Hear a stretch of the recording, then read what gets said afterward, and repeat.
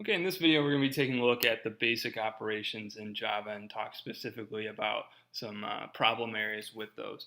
So I'm going to go ahead and initialize two variables, and I'm going to go ahead and set up a double C. And the reason I'm doing that is if I were to potentially divide A and B, I could get a decimal point, 5 divided by 10. And so if I set up C as an integer, that could create a problem. And I'll demonstrate that problem here in a second. First thing I'm going to do is I'm just going to go ahead and add them up and then print that out.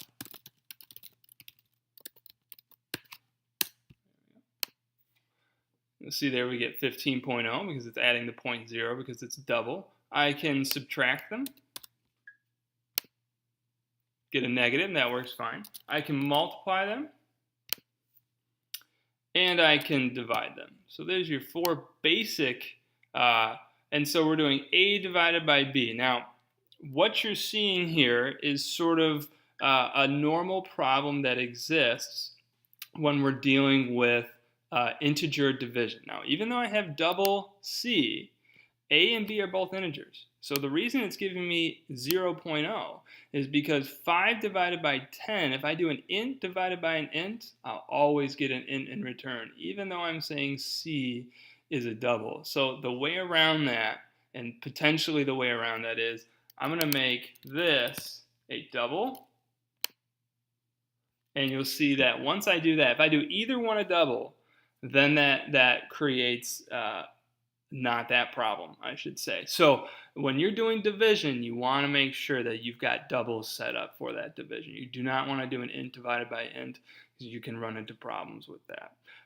The final operation is one that usually causes the most amount of questions, which is the percent. Percent has to do with remainder. So for example, if I divide 5 by 2, the remainder would be 1 left over because 2 goes into 5 twice with 1 left over.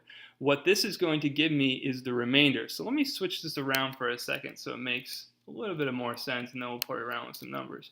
If I divide 10 and 5, I have nothing left over as a remainder. It'd be 2 with no remainder left over. So you see I get 0.0. If I do, let's say, B is 12.